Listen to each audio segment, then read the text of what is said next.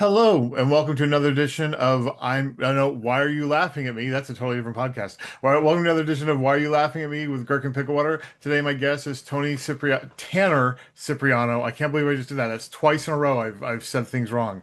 Tanner Cipriano, a performer. Would you say a clown? Yes, I'd say. Okay, a Uh, clown yep. performer out of Southern California, who I just recently got to see at the Hollywood Fringe Festival in 2026. Tanner, can you tell everyone who you are and what you do? Yeah. As you said, I'm a bit of a clown. People have said in the past, but I'm also a writer. I'm a visual artist. As you can see, the paintings behind me. Actually, this is not mine. This is my fiance's grandma's work. Very amazing, very talented. But so I'm a visual artist, filmmaker, cartoonist, just writer, drawer, and friend and family member, I'd say as well. From I reside in Southern California now, but I'm from just outside of Detroit, Michigan, where I'm very proud to be from and still have family there. Yeah, that's a little bit about me. Cool. Do you mind if we talk a little bit about your show? Yeah, let's do it, Okay. Your show, Hi, I'm Tanner. Um, Tanner. um, with this show, I don't want to spoil anything more than you want to spoil. So with this show, what are you reaching for? What are you trying to accomplish? This is my solo show that I just premiered at the Hollywood Fringe Festival this past June. And it was the first time I had ever done anything like this, to be honest. I before this I've been last few years I've been performing in like 5 to 10 minute slots on shows and doing workshops and classes with different kind of performance styles. But I always, in the back of my mind, knew that I wanted to be able to tell our family story the best way that I can. And what you learn pretty quickly in my show is that our family story is a bit complicated. There's a lot of moving parts in it, a lot of dynamics, and um, basically, I my family suffered from a violent home invasion when I was in high school, and we are still dealing with the consequences and the results of this event more than 14 years later. And so I wanted to use this show, Hi, I'm Tanner, as a way to kind of uh, introduce myself and my sense of humor, but also introduce my family and our story.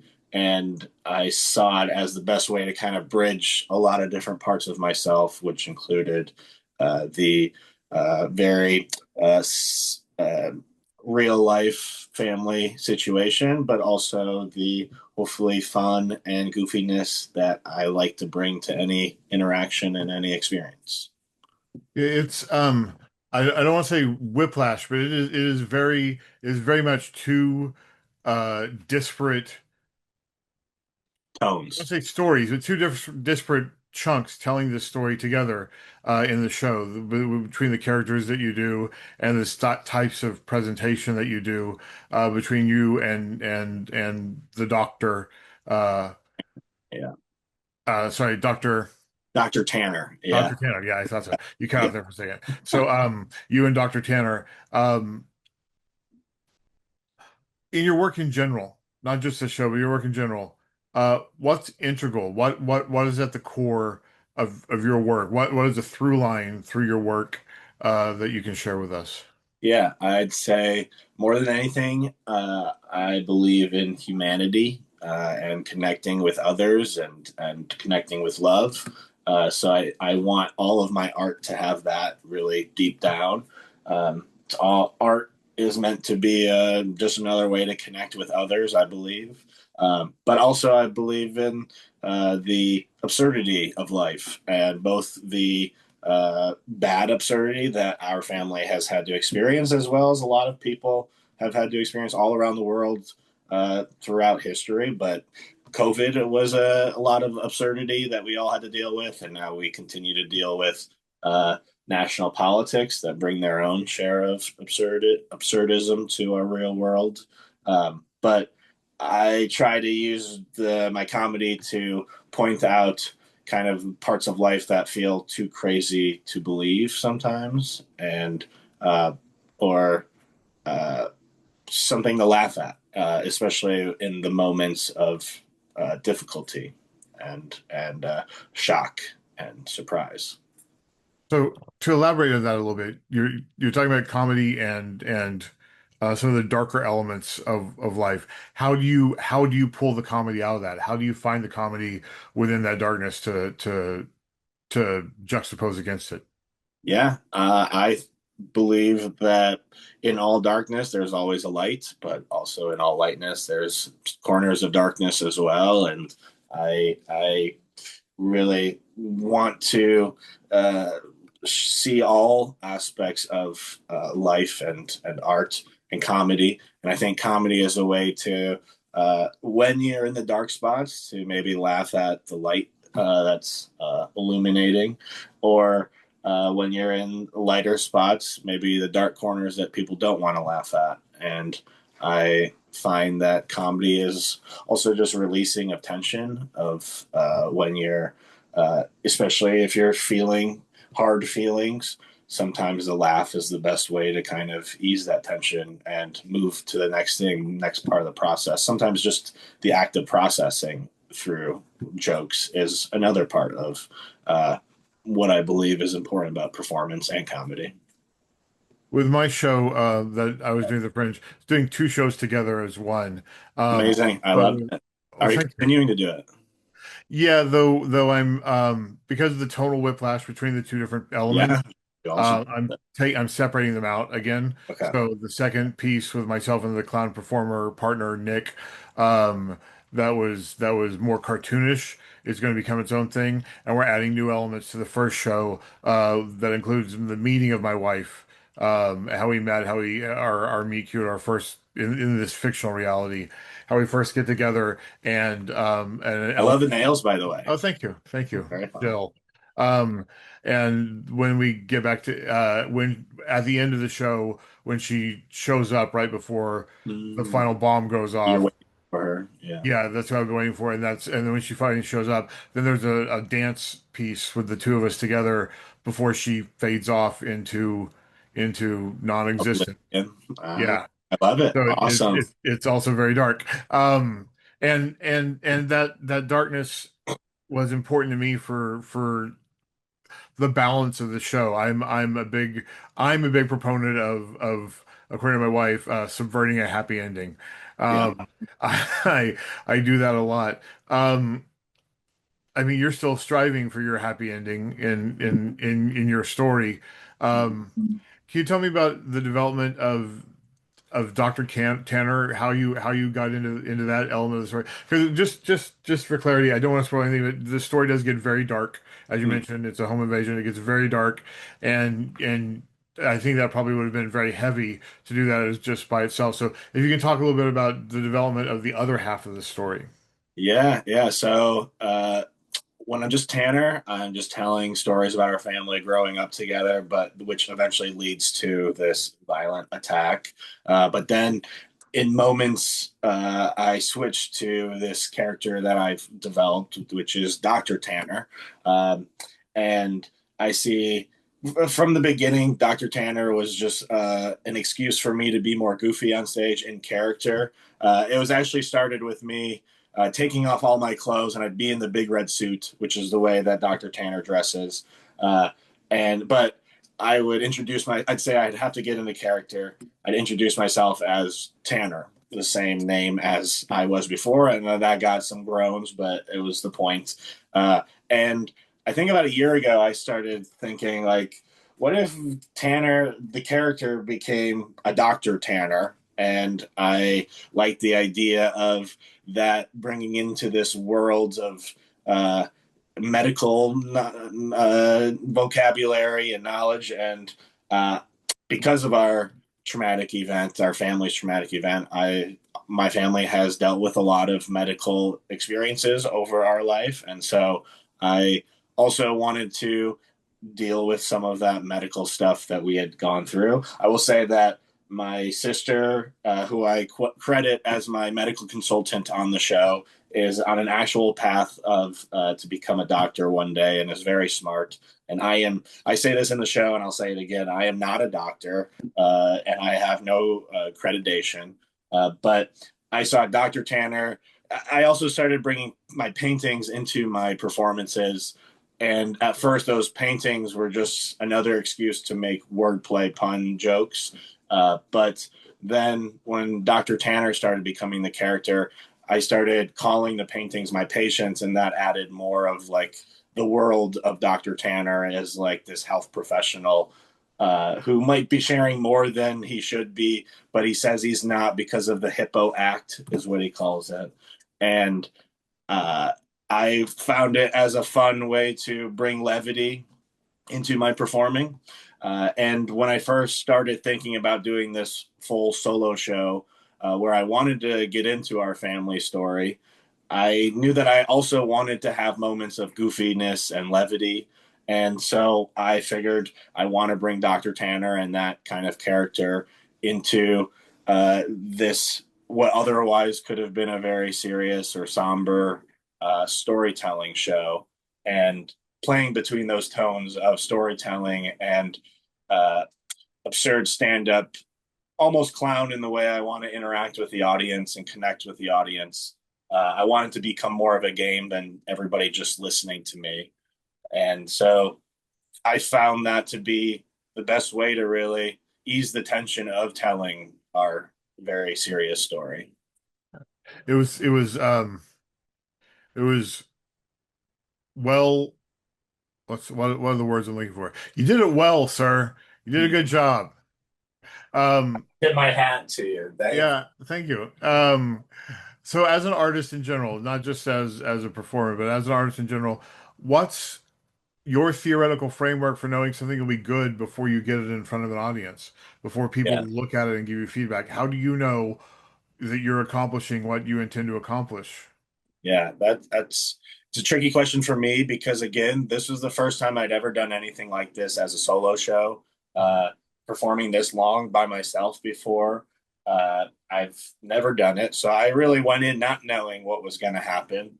Um, I'd say that I have enough show experience, stand-up show and clown show experience from the last few years of just doing shows around town and workshops that I have an instinct to feel like if I'm having fun up there, then hopefully the audience is having fun with me.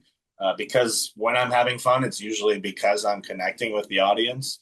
So that was a big kind of follow my instincts when I was doing those shows for the last few years. But when it came to this solo show, because I was going to be getting into a lot more serious and personal stuff that I had ever had time to do in previous performances, I never really talked about my family story before.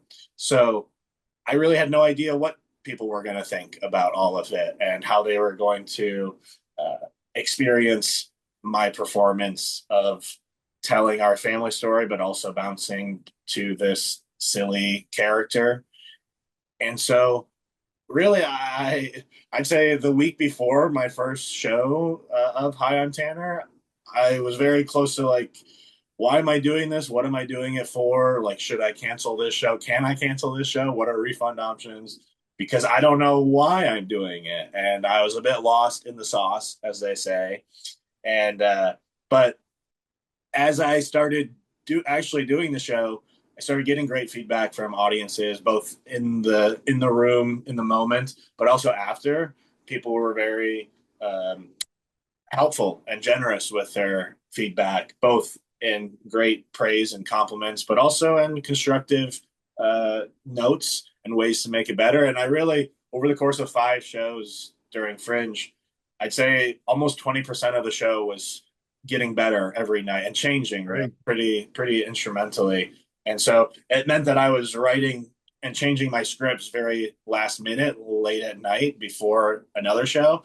But it was also gave me the chance to, and that's really where I was figuring out what is working for the audience and what's not working for the audience. And what do I need to explain more of and what doesn't need to be explained as much. So I was really figuring that out during the run of the 5 shows with the audience.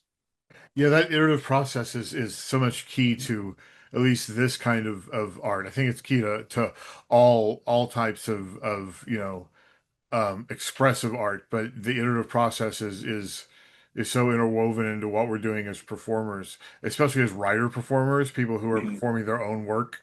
Um, a few thoughts on what you're saying. The constructive feedback.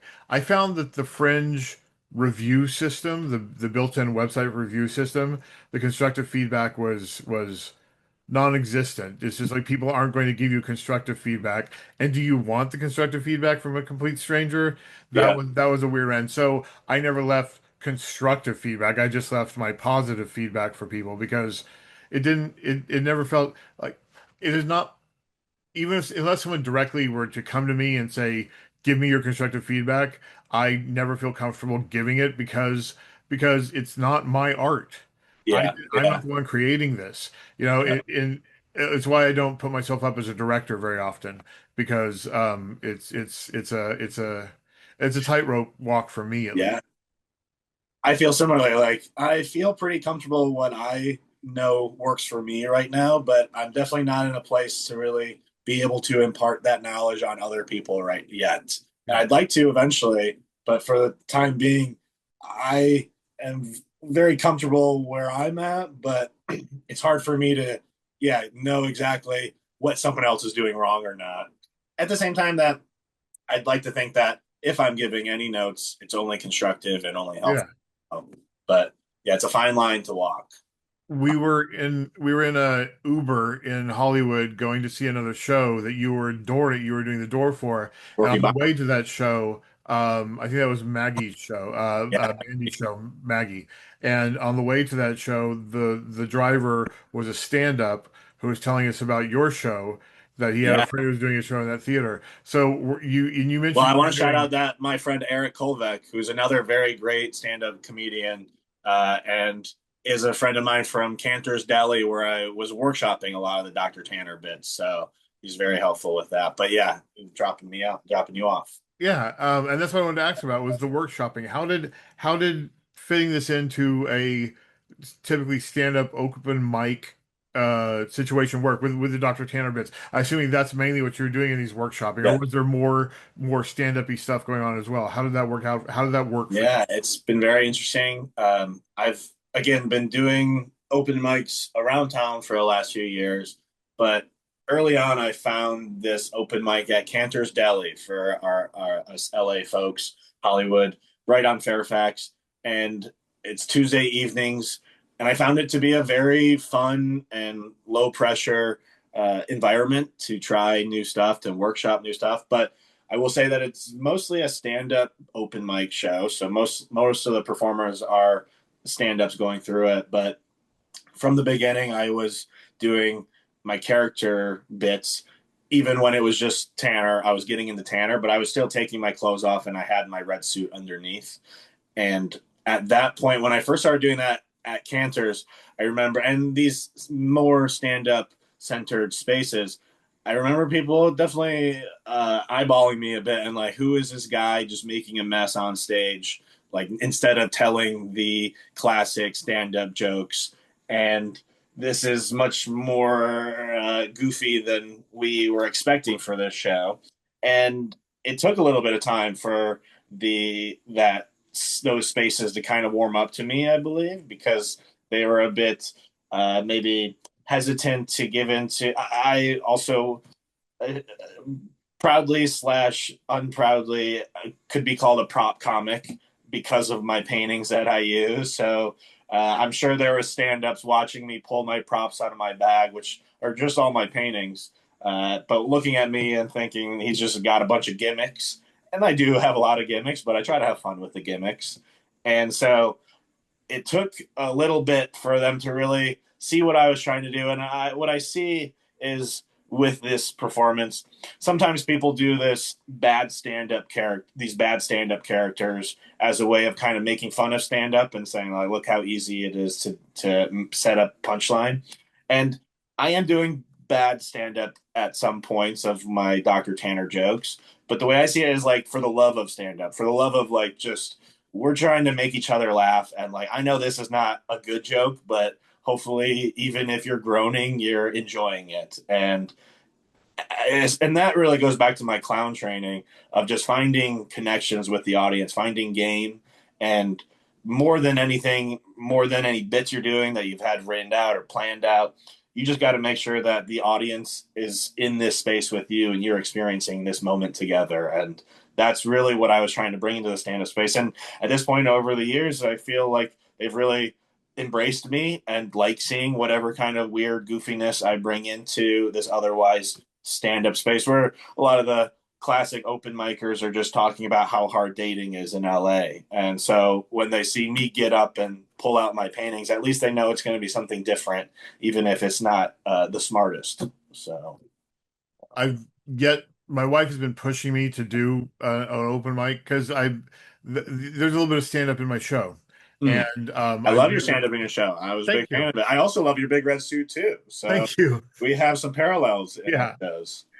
um, but I'd never done stand up before this show, and so that means I've done that set, that very short set, 6 times maybe total. And so she wants me to go do it in some open mics. I have trouble finding open mics around here that aren't family friendly because Mm, I talk about, there's a mention of poop, there's a mention of fetishism and stuff. I've yeah. just added some stuff about being poly to it that we haven't actually done in front of an audience yet. Um, for example, I'm so poly. How poly are you? I'm so poly that Tuesday I shit on a pirate's shoulder. Ah, yeah. I'm so poly that I have to be hand washed and hung up to dry. Okay, yeah. I'm so poly that Jason Momoa, Dwayne The Rock Johnson, and Taika Waititi all call me their ancestral homeland. Say that last punchline again. I'm so poly that Jason Momoa, Yeah. Dwayne The Rock Johnson, and Taika Waititi all call me their ancestral homeland. Ah, yeah, yeah. Yeah, so again, not funny ones yet, but they're just stuff that we're working into the I like process. But I talk about stuff that isn't necessarily appropriate for all audiences, and I'm having a Yep. little trouble Yeah, finding stand-up work open mics around here in the gotcha. South Bay. I'm in Silicon Valley, and it's more like these are people with a Clean guitar my open mics than comedy open mics. yep, acoustic. I will say that the Canner's open mic that I do regularly is a clean mic because it's Mhm. at Canner's Yeah. Deli and it's right next to the diners. Which at first I was, as anybody is walking into a clean mic, you're like, oh, I can't say a bunch of words I was planning on saying. And but for me, I pretty quickly found it as like a fun challenge to like, how Yeah. can I still make jokes without going as blue? But also, it's a pretty lenient clean mic where it's mostly they just don't want us yelling swear words into the mics. But there is ways to get around the clean mic of it all, and that's a fun challenge of like how to get things dirty without getting in trouble for being dirty. So that it's a fun challenge, but I understand. You can't always work in a family friendly split space. Yeah. You gotta find a mix. So yeah. You've been doing the workshopping on this show for, you said, a few years, yeah? Yeah, the Dr. Tanner bits has been a few years. I'd say a lot of the storytelling though is I've told a few of those stories. Some of like the more normal, like just kid sibling rivalry stories. I've told in stand-up sets in the past before, so I've done those. Yeah. But I have not really gotten much into our Yeah. actual family story because of all of how many layers there are to it. It's just I've never had time. So the 1 hour was this was the first chance I had to really dive more into all of that. But I have been working on just the experience of telling stories like this, and that's been a fun thing I've been exploring more also in the last couple of years. Not just the silly Dr. Tanner jokes, but and that's been fun of going to some of these open mic spaces and shows who sometimes they know me as the Dr. Tanner guy and like doing that kind of uh, big character bits. And sometimes I have this big blue bag that I bring up with me and I carry all of my props in. And sometimes I'll bring this up and not do any of the character work, not take anything out. And I just want them guessing, like, is he going to get into Dr. Tanner or not? And in those cases, sometimes I'll just tell a story and it has nothing to do with anything in the blue bag, but it's just funny. It keeps people on their toes. Yeah, And that's absolutely. a big part of, I'd say, my sense of humor in general is keeping people on their toes, and it's probably because I feel like life has kept me on my toes for a long time. And so I feel like that's also kind of cracks open people a little bit for the humor and the comedy of absurdity. So I do enjoy keeping people on their toes, I'll say. I'd say same here. I mean, obviously, you see my show. I like to make people squirm a little bit. Yeah. Um, I don't want to humiliate or embarrass anyone, but I do want to make them. I do want to make them squirm a little bit. And I do really. I mean, my clown stuff is very absurdist and a little bit dark, and those things all go hand in hand. Well, I was going to ask you. Um, so you've been iterating. Oh no, that's what I was going to ask you. Yes. Um, just talking a little bit about telling those stories about your family. This is a question that I can really only ask you because I don't know anyone else in this circumstance. We were sitting in the audience, and my wife was like, "His name's what? What happened? I know this story," and she actually knew your story already because from podcasts. Uh, Yeah. Yeah. how what is that like for you? How does that impact you? Yeah, it's been a very weird experience. That's also, yeah, very unique to me and only a few amount of people at this point with the popularity of true crime Yeah. genre. I'm sure there's more victims out there, survivors who have this experience, but uh, it is weird. Yeah, so because of the nature of our family's home invasion in 2012, it became pretty big news in our community and also ended up uh, going around the world a bit because of our community, like other people connected to our community. And then over the years, because it was a crime, there are true crime podcasts who have told our story and in on their episodes of these podcasts, and it's been very interesting. Like obviously, there's the exploitative feeling of it, of someone who is not connected to us at all is telling our story Yeah. and getting attention and uh, getting people to watch them as they tell our story, but it's also just surreal to like know that my life is out there on for people just to Wikipedia sometimes, like just to look up true crimes. Um, and yeah, that's been a discomfort of our life for a long time. And I'm especially as we're trying to tell our own story. We've been telling our story in ways over ever since it all happened, but we do have plans to want to tell our story more officially. Uh, I am in the process of writing a book, writing a memoir, which actually was very informing of the show. A lot of the stories that I wrote for the memoir were transferred into the show, and then some of the show stories have made the memoir writing better. But and that's also what I say at the beginning of the show. And it also goes back to your first question of like, what's the point of this whole show? Is it's really just trying to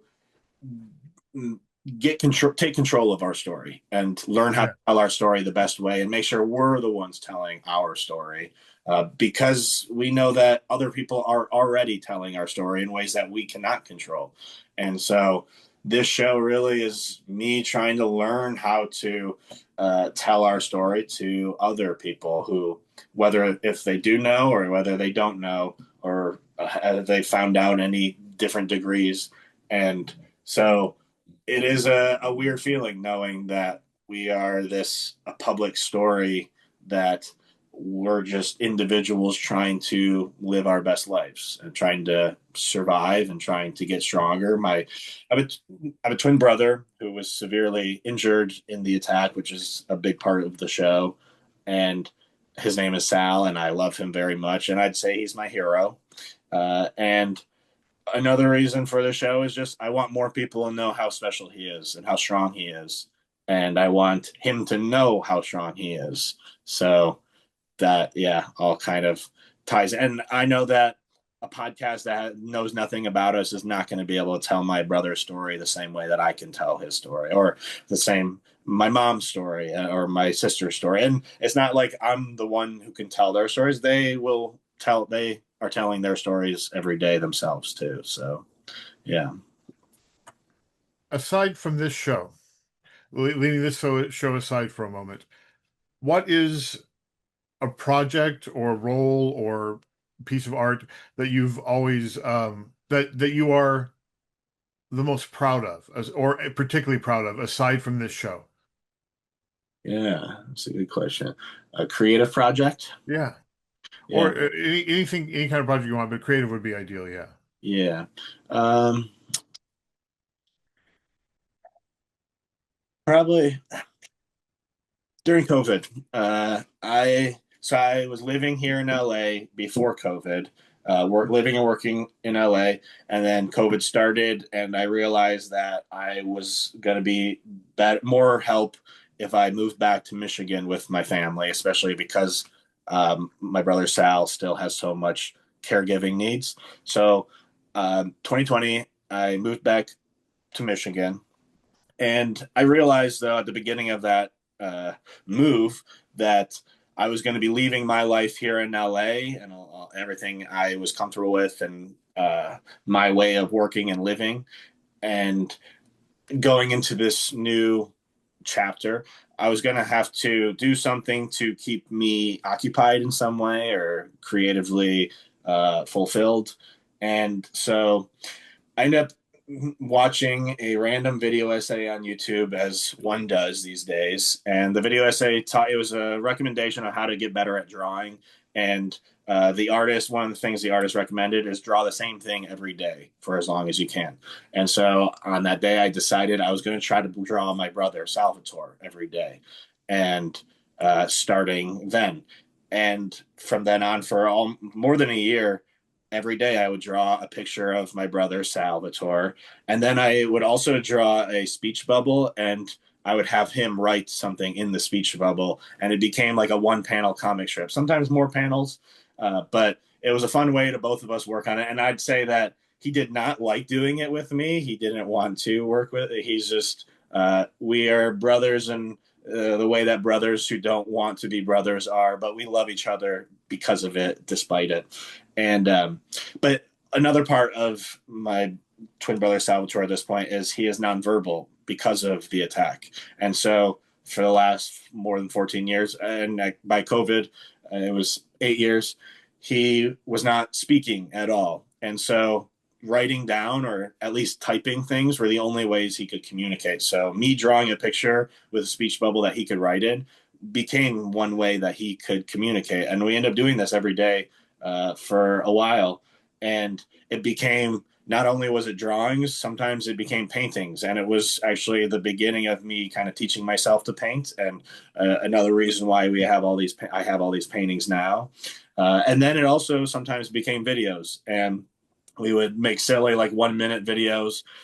And you actually saw one of the videos because in the show, I show one of the videos, that one of the first videos we made together during that.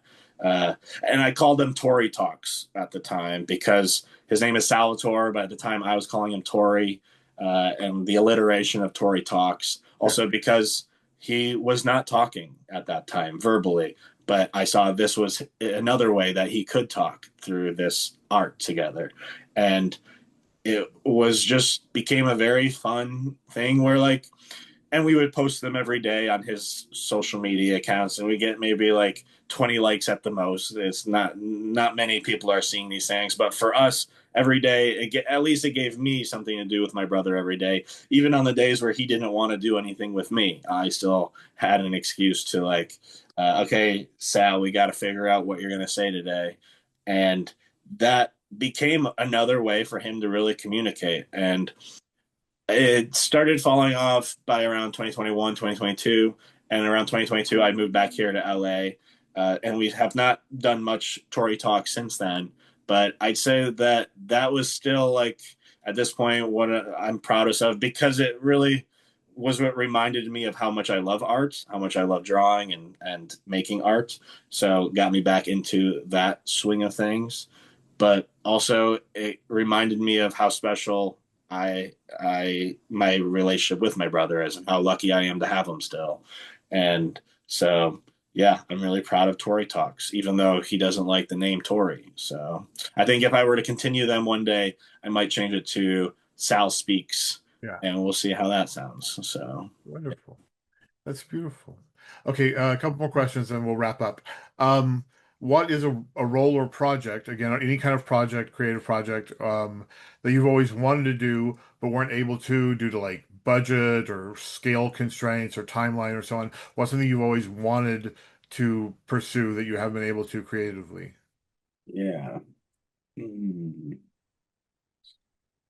Well, is something that I have plans to one day and have not been able to yet is I want to adapt our family stories for the screen. And whether that's through a documentary, which I've had been in pre processes for before, or actually writing a narrative series or movie. So some kind of screen adaptation of our family stories is what I'd like to do eventually. Nice. All right. Lastly, last question, and thank you again so much for being with us here today, Tanner. I really appreciate it. It's been great talking to you. What are you currently working on, and where can people find your work? Yeah, so I am currently working on two encore performances of High on Tanner, Nice. which will be happening on August 20th and August 28th at the Stray Theater, same place where you saw it. And I'm making a lot of changes from the version that was at the Fringe just to make it better, make it better structured. And so I'm excited about that. Pretty deep in revisions right now on that process.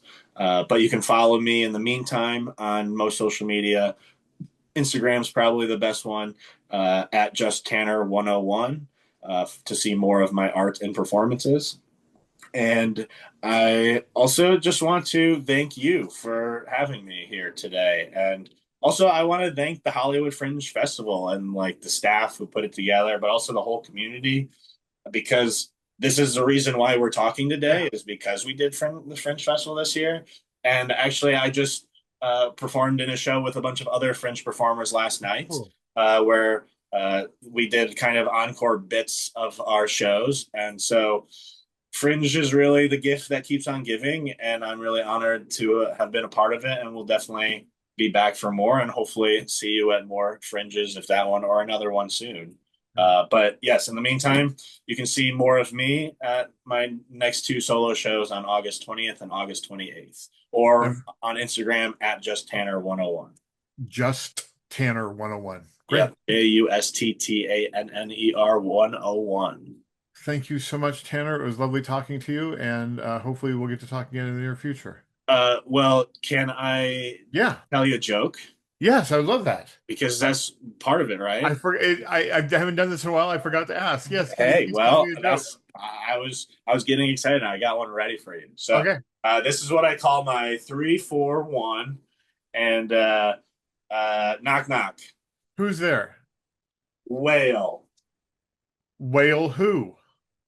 whale. Are you gonna leave me out here, or can you open the door so I can come in?